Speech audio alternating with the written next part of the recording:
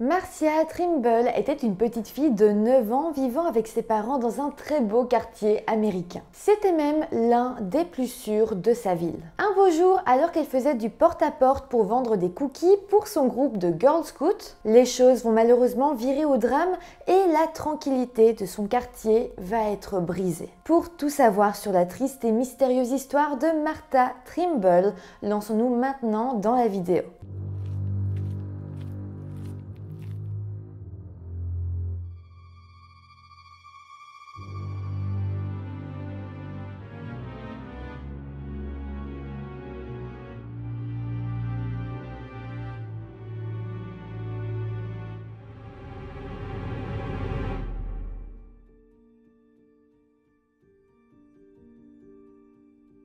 Hello tout le monde, j'espère que vous allez bien. Aujourd'hui, je vous reviens avec une histoire qui est vraiment très triste, une affaire qui va parler d'enfants. Je sais que ces affaires sont souvent plus difficiles à écouter. Ici, si j'ai choisi de vous raconter cette histoire, c'est parce que, comme toujours, comme vous le savez, elle m'a touchée, j'ai eu envie de la partager avec vous. Donc voilà, j'espère qu'elle vous intéressera parce que malgré tout, elle reste aussi extrêmement mystérieuse, il y a beaucoup de choses. Donc j'espère réellement que ça vous touchera vous aussi. Avant de commencer, comme d'habitude, je vous rappelle de vous abonner à la chaîne YouTube si ce n'est pas encore fait. Je vous invite aussi à vous abonner à mon compte Instagram si vous en avez envie, que je puisse mettre un visage sur tous vos petits profils. Moi aussi, ça me rend heureuse de pouvoir parler un peu plus avec vous. Donc voilà, n'hésitez pas. En tout cas, à présent que tout ça est dit, eh bien lançons-nous dans cette triste affaire. Marcia Virginia Trimble est née le 28 mars 1965 aux États-Unis, dans la ville de Nashville, dans l'État du Tennessee. Elle vivait avec ses parents Charles et Virginia Trimble, ainsi qu'avec son grand frère Chuck. La famille était assez aisée, elle vivait en fait dans un quartier assez riche de la ville qui s'appelait Green Hills. Alors, le quartier était considéré comme le plus sûr de toute la ville, autant pour les adultes que pour les enfants. Disons que c'était l'endroit parfait pour élever une famille, mais évidemment, eh bien, les maisons s'y vendaient vraiment cher. Pour vous parler un petit peu plus de Marcia, elle était décrite comme une enfant très heureuse et très populaire parmi ses amis. Ses proches diront d'ailleurs qu'elle était créative, intelligente, mais aussi très gentille. D'ailleurs, Marcia a très vite développé une passion pour l'écriture et avait vraiment une très grande imagination. D'ailleurs, ses parents se rappelleront que quand elle était encore très petite, elle avait écrit une histoire qui s'appelait Le coffre au trésor disparu. Donc voilà, c'est une anecdote, mais ça permet un peu de comprendre quel genre de petite fille elle était. D'ailleurs, tous ses professeurs à l'école primaire ou même quand elle était en maternelle étaient tous très impressionnés par elle. C'était vraiment une petite fille qui aimait travailler et qui avait une énorme soif d'apprendre. C'était une petite fille très positive, elle apportait toujours la bonne humeur en classe et restait tout le temps concentrée. Donc vraiment, comme on peut le voir, c'était une enfant qui était vraiment extraordinaire. De plus, elle aimait beaucoup passer du temps en extérieur, elle faisait pas mal de roller dans son quartier et d'ailleurs, évidemment, ses parents n'avaient pas peur de la laisser aller seule dehors parce que, comme je vous l'ai dit, c'était un quartier très sûr. Surtout qu'en réalité, Marcia n'était pas souvent seule dehors puisqu'elle passait énormément de temps avec son grand frère Chuck. Les deux passaient alors pas mal de temps à jouer ensemble à l'extérieur. Mis à part ça, il faut aussi savoir que Marcia faisait partie des scouts. D'ailleurs, les valeurs que les scouts transmettaient lui plaisaient énormément puisqu'ils mettaient en avant le leadership mais aussi l'autonomie dans un groupe mais aussi l'autonomie en tant que jeune fille. De plus, être Girl Scout, c'était respecter les valeurs telles que l'honnêteté, aider les autres et simplement rendre le monde meilleur. Donc voilà, Marcia était vraiment très fière d'être Girl Scout. Alors, une chose qu'il faut aussi savoir, c'est que quand on est Girl Scout, eh bien, on fait pas mal d'activités et il faut de l'argent pour pouvoir financer tout ça. Donc, Marcia ainsi que ses autres copines qui étaient dans les scouts avaient pas mal de choses à faire pour essayer de collecter cet argent. Le plus souvent, Marcia et les autres faisaient alors du porte-à-porte afin de vendre des cookies pour récolter les fonds. D'ailleurs, au mois de février 1975, donc au moment où Marcia avait 9 ans, elle devait justement faire du porte-à-porte pour vendre ses cookies. Elle le faisait le plus souvent seule et c'est vrai que c'était une activité qu'elle aimait beaucoup. Pour elle, c'était beaucoup plus qu'une simple collecte de fonds, c'était l'occasion de rencontrer des gens de sa communauté et elle voyait aussi ça comme un moyen de devenir une sorte de mini-entrepreneuse avec son propre petit business de cookies. C'est vrai que c'est toujours gratifiant pour un enfant. Je me rappelle, moi, quand j'étais petite, avec ma cousine, on avait fait un petit commerce de limonade devant chez elle et on vendait ça et on était trop heureuses. On avait l'impression d'avoir un business ouvert, d'être des femmes d'affaires. Et c'est vrai que c'est amusant et donc on peut imaginer que pour Marcia c'était aussi très amusant. Elle avait confiance en les personnes de son quartier, donc ça ne la dérangeait pas d'aller faire du porte-à-porte. Mais à présent, eh bien, plongeons-nous dans la journée du mardi 25 février 1975. Ce jour-là, Marcia avait donc été à l'école et à 17h30, elle était rentrée chez elle. Elle était donc à la maison avec sa mère qui préparait le dîner dans la cuisine. Son père, lui, il était dans le jardin et son frère Chuck jouait au basket dehors au bout de l'allée de la maison avec un de ses voisins. Donc voilà, tout le monde dans la famille était un petit peu occupé à faire ses petites tâches et le souper allait bientôt être prêt. Mais un petit peu avant que la famille se réunisse pour manger, Marcia a dit à sa mère qu'elle voulait aller faire un petit peu de porte-à-porte. Et plus précisément, elle comptait se rendre chez les Maxwell, c'était donc leurs voisins, pour leur livrer les cookies qu'ils avaient commandés pour les activités de Girl Scout. Je précise là que les Maxwell étaient les voisins qui habitaient juste en face de chez elle. Donc Marcia a alors enfilé un manteau et elle est sortie de la maison par la porte arrière. Elle tenait donc dans ses petites mains une petite boîte en carton contenant ses biscuits ainsi qu'une enveloppe qui contenait environ les 20 $ qu'elle avait déjà collectés. Elle avait pris cette enveloppe pour recueillir l'argent des Maxwell en échange des cookies. Donc là, une fois qu'elle est sortie de chez elle, Marcia a marché le long de son allée et d'ailleurs elle a croisé son frère qui jouait donc toujours au basket. Au même moment, devant la maison d'en face, il y avait Madame Maxwell qui rentrait justement des courses. Elle était donc en train de décharger sa voiture quand à un moment donné, elle va justement remarquer Marcia qui était devant la maison. Elle a compris que Marcia allait sans doute venir chez elle puisqu'elle tenait dans ses mains la boîte de cookies, donc Madame Maxwell a directement été à sa rencontre. Donc là, il faut bien s'imaginer, à ce moment-là, Marcia est toujours devant chez elle, elle n'a pas traversé la route, simplement Madame Maxwell va elle traverser pour aller à sa rencontre. Là, les deux vont un petit peu discuter et puis Madame Maxwell va lui donner l'argent pour les cookies. Après ça, elle est repartie chez elle sans plus vraiment faire attention à Marcia. Là aussi, c'est très important de le préciser, mais Chuck, donc le frère de Marcia, faisait pas non plus vraiment attention à elle. Il était tout de même assez éloigné et il jouait au basket, donc il faisait attention à son jeu et pas à sa petite sœur. Par contre, c'est vraiment triste qu'il n'y ait pas fait plus attention parce qu'il n'a pas vu ce qui s'est passé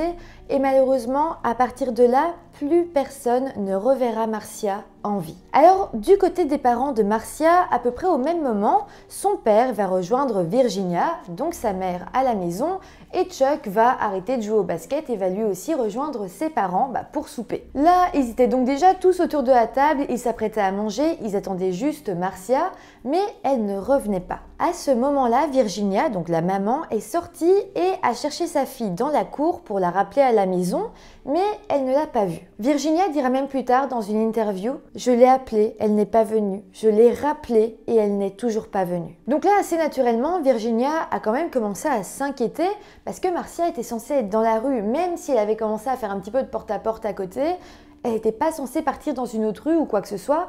Donc voilà, c'était bizarre, donc Virginia est rentrée à la maison et elle a alerté son mari ainsi que Chuck, donc son fils, que Marcia n'était plus là. Pendant 1 heure, la famille a alors tourné en rond, ne sachant pas vraiment quoi faire, et puis finalement vers 19h, Charles, donc le père de famille, a décidé d'appeler l'un de ses vieils amis qui s'appelait Sherman Nickens et qui était justement enquêteur dans la police. Là, au téléphone, Charles était complètement perdu et il a demandé à son ami ce qu'il devait faire. Il a expliqué la situation et il lui a dit qu'il ne savait pas du tout s'il devait appeler la police, s'il devait faire autre chose. Vraiment, il était perdu, tout le monde était perdu. Donc là, Sherman Nickens lui a conseillé de faire un tour du quartier afin de voir si Marcia n'y était pas. On ne sait jamais, elle pouvait être perdue, elle pouvait être tombée, elle pouvait discuter avec quelqu'un, s'être trouver une amie, il y avait plein de solutions possibles. Il ne fallait pas directement penser à un drame.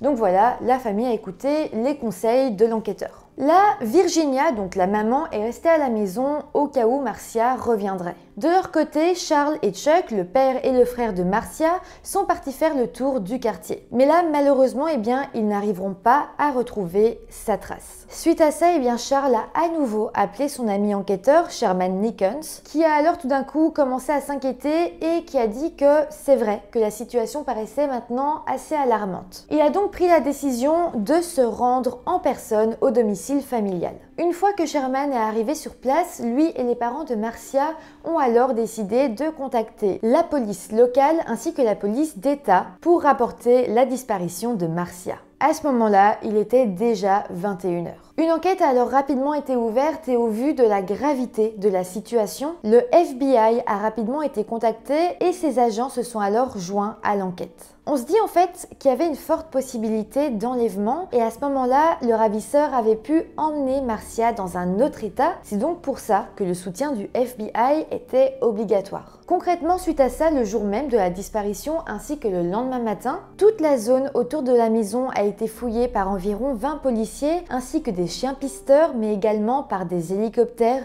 qui ont survolé toute la ville et le quartier, mais malheureusement, Marcia restait introuvable. En très peu de temps, sa disparition a aussi été très médiatisée. Alors on va pas se le cacher, le fait ici que cette affaire a été très vite médiatisée, c'est aussi parce qu'il s'agissait d'une petite fille blanche venant d'une famille assez aisée. Mais je critique pas du tout, je le précise simplement parce que en soi c'est une bonne chose et la famille a eu beaucoup de chance. Donc au final, dès le lendemain matin, la disparition de Marcia faisait vraiment la une de tous les journaux. Il y avait aussi évidemment le fait qu'elle venait d'un quartier tellement sûr où on a l'impression qu'il se passe jamais rien. Ça a vraiment alerté tout le monde parce que si même là-bas des enfants peuvent disparaître, ça veut dire qu'on est vraiment en sécurité nulle part et ça fait peur. Ce qui a aussi aidé à la médiatisation, c'est qu'à ce moment-là, une personne très importante s'y est intéressée. Il s'agissait de Oprah Winfrey, qui était à l'époque une jeune journaliste et qui est évidemment une figure énorme aux États-Unis. Elle a alors parlé du cas de Marcia à la télévision et elle a d'ailleurs été une des premières personnes à se rendre sur place pour essayer d'interviewer la famille. Elle a d'ailleurs frappé à la porte de la maison des parents de Marcia, mais à ce moment-là, disons qu'elle a été assez mal reçue. Charles, le père de famille, lui a ouvert la porte et lui a crié dessus en lui disant qu'il n'accorderait aucune interview. Virginia, la mère de Marcia, était alors venue pour essayer quand même d'apaiser les tensions et c'est là qu'elle a précisé à Oprah Winfrey « S'il vous plaît, excusez-nous, comprenez, notre enfant a disparu ». Donc suite à ça, évidemment, Oprah a accepté de laisser la famille en paix et est partie. Donc oui, c'était très bien que ce soit médiatisé, mais c'est vrai que c'était difficile pour les parents de Marcia de jongler avec tout ça parce qu'il y avait le fait que leur fille est disparue, que peut-être il lui est arrivé quelque chose de grave et puis d'un coup, plein de gens qui viennent sonner à leur porte, qui demandent des interviews, on peut comprendre que c'est beaucoup de choses à gérer et que c'est très difficile à vivre. En tout cas, malheureusement, après ça, les jours ont fini par se transformer en semaines. Il n'y avait toujours aucune trace de la petite Marcia et c'était vraiment fou parce qu'il n'y avait aucun indice, aucun témoin. C'était comme si Marcia avait disparu dans les airs. 33 jours après sa disparition, le 30 mars 1975, qui était donc le dimanche de Pâques, il va enfin y avoir une avancée dans l'affaire. Ce jour-là, un homme qui s'appelait Harry Moffett s'était rendu dans un garage qui se situait sur la rue East Road à Nashville, qui se situait juste à côté de la rue Copeland Drive, donc la rue de la maison de Marcia et ses parents, dans le quartier de Green Hills. Donc en d'autres mots, le garage se trouvait vraiment juste à côté de la maison de Marcia, c'était comme la rue parallèle. Il s'agissait en fait d'un garage que Harry connaissait bien parce qu'il appartenait à ses proches. Ce jour-là, s'il s'y était rendu, c'est parce qu'il cherchait une pièce pour cacher le moteur d'un bateau et donc il avait fouillé parmi une grosse pile de plein de pièces de voitures, de bateaux, etc. Là, il fouillait donc dedans. Quand d'un coup, il va voir que en dessous de toute cette pile, il y avait comme deux jambes qui dépassaient, deux jambes qui semblaient appartenir comme à une poupée. En fait, je pense que sur le moment, Harry a comme pas voulu croire qu'il pouvait s'agir d'un cadavre. Il s'est dit c'est pas possible, c'est pour ça qu'il s'est dit c'est les jambes d'une poupée. Mais quand même, il avait un peu de doute, donc il a été chercher un de ses proches qui travaillait justement au garage et ensemble, avec un bâton, ils ont dégagé le corps qu'il y avait sous ce tas de pièces. Et c'est là qu'ils vont voir qu'il s'agissait du corps d'une petite fille. Au vu de la médiatisation qui entourait la disparition de Marcia, ils se sont vite rendus compte qu'ils venaient, sans aucun doute, de retrouver son corps. C'est assez dingue parce qu'il y avait eu énormément de recherches pendant des semaines pour la retrouver, mais là, à présent, on comprenait donc que depuis tout ce temps, elle n'était pas à des milliers de kilomètres, elle était seulement à 80 mètres de sa maison. Les enquêteurs ont alors été emmenés sur place et ils ont pu confirmer qu'il s'agissait bien du corps de Marcia. À partir de là, ils vont avoir une première théorie. Selon eux, il est fort possible que Marcia ait continué sa vente de cookies et qu'à un moment donné, elle ait été attirée dans le garage et aurait donc ensuite été assassinée sur place à l'abri des regards. Je le précise d'ores et déjà, mais les gens à qui appartenait le garage n'ont pas été suspectés. Peut-être qu'ils l'ont été et qu'ils ont vite été enlevés de la liste des suspects, mais en tout cas, on en est sûr, c'était pas eux les suspects principaux et c'était sans doute donc pas eux qui s'en étaient pris à Marcia. Mais pour en revenir aux faits, les enquêteurs de police noteront que bien qu'elle était décédée depuis déjà un mois, son corps ne s'était pas énormément décomposé. C'était en fait grâce à l'environnement frais et assez sec du garage. Alors évidemment, le corps de Marcia a été emmené auprès d'un médecin légiste et on va en apprendre bien plus sur les circonstances de sa mort. Là, vous allez voir, mais on va apprendre des choses vraiment très tristes. Le légiste notera que la cause du décès était la strangulation. Elle avait d'ailleurs subi une fracture de l'os hyoïde qui se situe donc dans la gorge, ce qui montre à quel point la strangulation avait dû être vraiment violente parce que clairement elle n'avait pas seulement été étranglée, il y avait une énorme force jusqu'à casser son os. De plus, le mobile du crime va être trouvé lorsque le légiste découvrira qu'elle avait également été agressée sexuellement. Par contre, chose importante à noter et qui sera une preuve plus tard, c'est que du liquide séminal a été retrouvé sur son corps et donc évidemment ça prouvait qu'il y avait eu agression sexuelle. Par contre, et c'est là quand même qu'il va y avoir une nuance, c'est qu'il n'y avait aucun signe de pénétration. Selon le légiste et les autorités, ça voulait donc dire que l'agresseur était soit un enfant ou un adolescent, soit un homme qui avait un très petit pénis. Mais bon, les enquêteurs avaient quand même l'impression qu'il s'agissait sans doute d'un adolescent, car ils noteront que les 20 $ que Marcia avait sur elle avaient disparu. C'était pas une somme énorme, mais on se dit que pour un ado, ça pouvait quand même être pas mal d'argent. Donc si cet argent a disparu, peut-être que ça voudrait dire qu'un ado y a vu quand même une bonne somme à se faire. Donc en soi, c'était déjà une progression malgré tout dans l'enquête. Par contre, suite à ça, la police saura qu'il y avait un prédateur en toute liberté, prêt à tout pour s'attaquer à un enfant, et le pire, c'est qu'il semblait sévir dans ce quartier pourtant si calme et bien fréquenté. À partir de là, les personnes vivant dans le quartier de Green Hills et même au sens plus large, tous ceux qui vivaient à Nashville ont commencé à avoir très peur. Pour vous dire, il n'y avait même plus aucun enfant qui jouait dans la rue comme avant. Les rues de Green Hills étaient presque devenues désertes. Aussi, ce qu'il faut savoir, c'est qu'avant ça, les familles qui vivaient dans ce quartier ne fermaient pas toujours leurs portes à clé. Il a même été interdit aux jeunes scouts de faire du porte-à-porte pour vendre leurs cookies. Les enquêteurs, de leur côté, ont commencé à se dire qu'il était fort probable que le meurtrier vive proche de la maison de Marcia et ses parents. Ils ont alors déterminé un premier suspect potentiel dans cette affaire. Leur suspect était en fait un jeune garçon de 15 ans qui s'appelait Jeffrey Womack et qui vivait justement proche de la maison de Marcia. Il était d'ailleurs l'une des dernières personnes à avoir vu Marcia en vie. En fait, ce qu'on va apprendre, c'est que le jour de la disparition de Marcia, après qu'elle ait donné ses cookies à Madame Maxwell, elle a continué à faire du porte-à-porte et elle s'est rendue à la maison de Jeffrey et ses parents. C'était d'ailleurs Jeffrey qui lui avait ouvert la porte, mais il avait refusé l'offre de Marcia parce qu'il lui avait dit ne pas avoir d'argent sur lui. Donc au final, il ne lui avait commandé aucun cookie. Le soir même de la disparition de Marcia, lorsque Jeffrey avait appris la triste nouvelle, il s'était alors immédiatement rendu au commissariat pour dire à la police tout ce qu'il savait. Donc en soi, il avait fait les bonnes choses. Il a compris qu'elle avait disparu et donc il s'est rendu aux autorités pour dire « Je suis peut-être la dernière personne à l'avoir vue, elle est venue sonner chez moi ».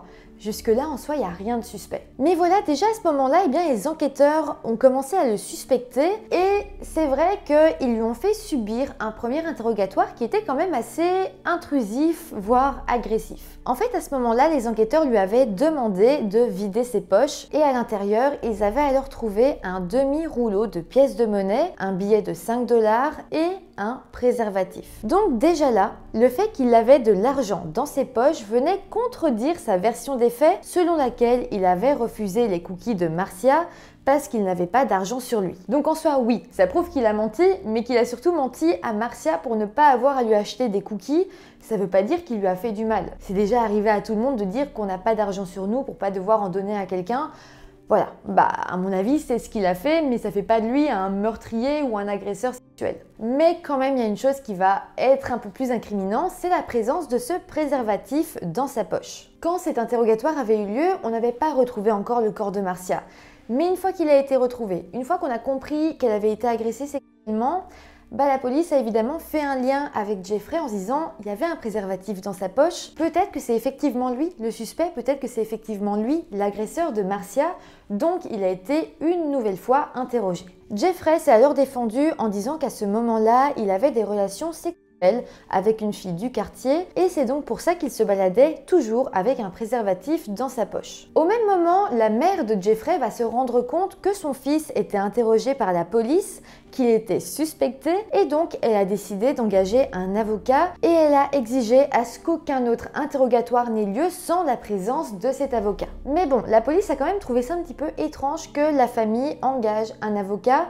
Pour les enquêteurs, c'était comme montrer qu'il se reprochait effectivement quelque chose. En soi, c'est pas censé vraiment fonctionner comme ça parce que Jeffrey a eu raison en soi de prendre un avocat, il était suspecté, c'était quand même une accusation très grave. Je pense pas que le fait qu'il n'ait pas envie de se défendre seul prouve qu'il est coupable, je pense juste que c'est intelligent de faire ça. Mais en tout cas, là encore, les enquêteurs n'ont pas vu ça sous cet angle. Une autre chose qui va jouer en sa défaveur, c'est que l'avocat de Jeffrey va lui conseiller de ne plus coopérer avec la police pour essayer de se protéger au maximum. Donc après ça, Jeffrey a refusé de donner le moindre entretien à un enquêteur. Donc là, la police se sentait incapable d'obtenir des aveux, donc les autorités ont décidé de trouver d'autres manières pour essayer d'avoir des preuves à l'encontre de Jeffrey. Là, c'est quand même parti assez loin. En fait, les enquêteurs vont arriver à déterminer que Jeffrey travaillait dans un restaurant comme étudiant, et donc pour essayer de le coincer, ils ont envoyé un enquêteur au restaurant qui s'est fait passer pour un nouveau travailleur. Sa mission était alors de se lier d'amitié avec Jeffrey pour essayer d'obtenir des aveux de sa part.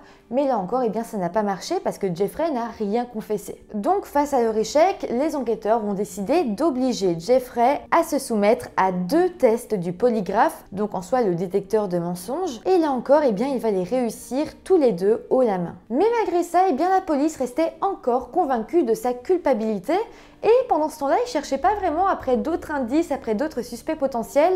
Pour eux, c'était sûr, Jeffrey était coupable et ils devaient trouver la preuve pour l'incriminer. Faut se dire vraiment que tout ça va durer plusieurs années et au bout de 5 ans, en 1980, ils vont finalement arrêter Jeffrey pour le meurtre de Marcia Trimble. Mais finalement, il n'est pas resté en état d'arrestation très longtemps parce que l'accusation a fini par être rejetée suite au manque de preuves contre lui. Autant vous dire qu'il n'y avait strictement aucune preuve mis à part le contenant de ses poches et l'endroit où sa maison était située. Mais encore une fois, après ça, après que son accusation ait été rejetée, la police a continué à le croire coupable. Alors, rappelez-vous que du liquide séminal avait été retrouvé sur le corps de Marcia. On se dit donc qu'une simple comparaison ADN aurait permis de l'innocenter ou de prouver sa culpabilité. Mais il faut se rappeler qu'à l'époque, c'était pas si facile, on n'avait pas les technologies d'aujourd'hui. Et malheureusement, même si le temps avançait, même si les technologies se développaient, les échantillons retrouvés sur le corps se sont malheureusement détériorés, ce qui les rendait presque inutilisables. Mais bon, tout de même, les années vont encore passer et la science va encore une fois se développer. Et grâce à ça, même si l'ADN était détérioré, la police a quand même pu en faire quelque chose. Donc là, ils ont décidé de collecter l'ADN de 96 suspects potentiels, dont évidemment celui de Jeffrey Womack, pour les comparer à celui retrouvé sur le corps de Marcia. Là, ils vont se rendre compte qu'aucun de ces ADN collectés ne correspondait à celui retrouvé sur le corps de Marcia. Ça veut dire que ces 96 suspects potentiels, plus Jeffrey Womack, ont été officiellement innocentés parce que les ADN ne matchaient pas, ça ne correspondait pas, c'était impossible que ce soit eux. Mais ça s'est passé dans les années 2010 et Jeffrey Womack était vu comme le coupable depuis 1975. Donc ça faisait vraiment beaucoup de temps qu'il devait vivre avec ça et enfin, il était innocenté. D'ailleurs, en 2012, Jeffrey a alors décidé de publier un mémoire qui détaillait tout le harcèlement qu'il avait subi de la part de la police. Faut bien se rendre compte qu'il avait 15 ans à l'époque et à cause de ça, il a eu beaucoup de mal à se développer, à grandir normalement et il en a même subi toutes les conséquences tout au long de sa vie d'adulte. Du côté des enquêteurs, eh bien, il restait toujours aussi perplexe et n'avait pas vraiment confiance en l'ADN. Par exemple, il y a de nouvelles analyses qui avaient déterminé que le liquide séminal provenait de 4 agressions différentes. C'était pas vraiment vrai et donc ça prouvait que le liquide séminal avait été mal conservé. D'ailleurs, un des enquêteurs de la police de Nashville prendra la parole et dira « Je n'ai pas confiance en l'échantillon d'ADN dont nous disposons ». Donc voilà, cet ADN est quand même resté un sujet extrêmement controversé. Mais bon, au moins, à partir de là, les enquêteurs ont commencé à un petit peu élargir leur champ des possibles. Ils vont alors essayer de retrouver des personnes ayant été condamnées pour des crimes similaires, plus ou moins à la même période, à Nashville ou dans les alentours. Ils vont alors tomber sur le profil d'un homme de 60 ans qui s'appelait Jerome Sidney Barrett. La police apprendra qu'il avait été reconnu coupable d'agression sexuelle en 1976 alors qu'il n'était âgé que de 27 ans. En fait, le 17 février 1975, donc 8 jours avant la disparition de Marcia, une étudiante de l'université Belmont à Nashville avait été agressée sexuellement. Suite à ça, au mois de mars 1975, donc à peu près un mois après les faits, Jerome Barrett avait fini par être arrêté pour ça et avait donc été reconnu coupable un an plus tard. Ça voulait donc dire qu'il avait agressé cette étudiante au début du mois de février et qu'après ça, il était resté en liberté pendant un mois. Ça veut donc dire qu'au moment de la disparition de Marcia, il était en liberté et dans la ville de Nashville. De plus, après son emprisonnement pour agression sexuelle, les enquêteurs ont pu déterminer qu'avant ça, il avait déjà agressé sexuellement d'autres femmes et même d'autres jeunes filles. On avait donc là le plus gros suspect jusqu'ici pour l'affaire du meurtre de la petite Marcia. En se renseignant encore un petit peu plus sur lui, les enquêteurs vont même se rendre compte qu'en février 1975, il travaillait dans le quartier de Green Hills, donc là où Marcia et sa famille vivaient. Mais attendez, parce qu'il y a pire encore. Les enquêteurs vont retrouver des archives qui disaient que lorsqu'il était en prison, il s'était à un moment donné disputé avec un autre prisonnier. Pourquoi est-ce que c'est important? C'est parce que pendant cette altercation, il aurait dit à l'autre prisonnier, comme pour se vanter, qu'il avait tué Marcia. Mais ce n'est pas tout, parce que pendant cette même altercation, il dira même avoir agressé, selon ses mots, 4 connasses aux yeux bleus. Donc là, il avouait pas seulement avoir tué et agressé Marcia, il avouait avoir agressé 4 personnes différentes. Alors en faisant un peu plus de recherches, on découvrira que Jerome Barrett avait attaqué une autre femme quelques jours seulement avant la disparition de Marcia. Mais ce n'est pas tout, il avait également été reconnu coupable pour le meurtre d'une autre femme qui s'appelait Sarah Desprez et qui était étudiante à l'université Vanderbilt, toujours à Nashville. Donc si on compte la première étudiante agressée à l'université de Belmont, cette autre femme, elle aussi agressée quelques jours avant la disparition de Marcia, et l'étudiante tuée de l'université Vanderbilt, ça fait 3 victimes. En rajoutant Marcia, ça en faisait donc 4. Et ces 4 filles agressées et tuées pouvaient correspondre à sa déclaration comme quoi il avait agressé 4 aux yeux bleus. Donc suite à ça, en 2008, la police a retrouvé Jerome Barrett qui était donc en prison depuis déjà quelques années et ils ont récolté son ADN. Ils l'ont ensuite comparé à celui retrouvé sur le corps de Marcia et là, enfin, il y a eu un match. Grâce à ça, ils ont pu avoir la confirmation qu'il était bel et bien le coupable. Le 18 juillet 2009, Barrett a alors été reconnu coupable de meurtre au 2e degré. 2e degré parce qu'il a été déterminé qu'il n'avait pas réellement eu l'intention de donner la mort. Ça s'était produit au cours de l'agression sexuelle. En tout cas, le juge a quand même décidé de le condamner à une peine de 40 ans de prison, peine qui a été ajoutée à sa précédente condamnation de prison à perpétuité pour le meurtre de son autre victime.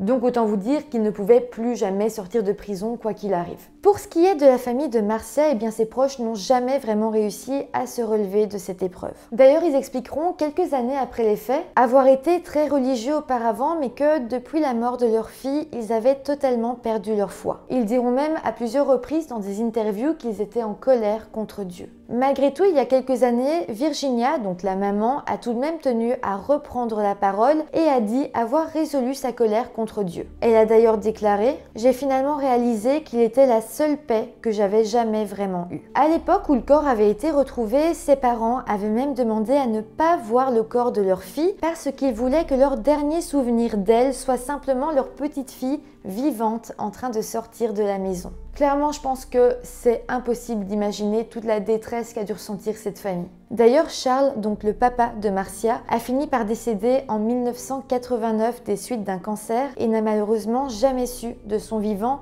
qui s'en était pris à sa petite fille. Voilà, c'est comme ça que se termine cette triste histoire. J'espère que tout ça vous aura intéressé, j'espère que l'histoire vous aura touché. N'hésitez pas à me dire en commentaire tout ce que vous en avez pensé. N'hésitez pas à mettre des petits pouces en l'air si la vidéo vous a intéressé, à vous abonner à ma chaîne YouTube si vous voulez, aussi à mon compte Instagram. Et sinon, moi je vous dis à très vite pour une nouvelle vidéo. Bye!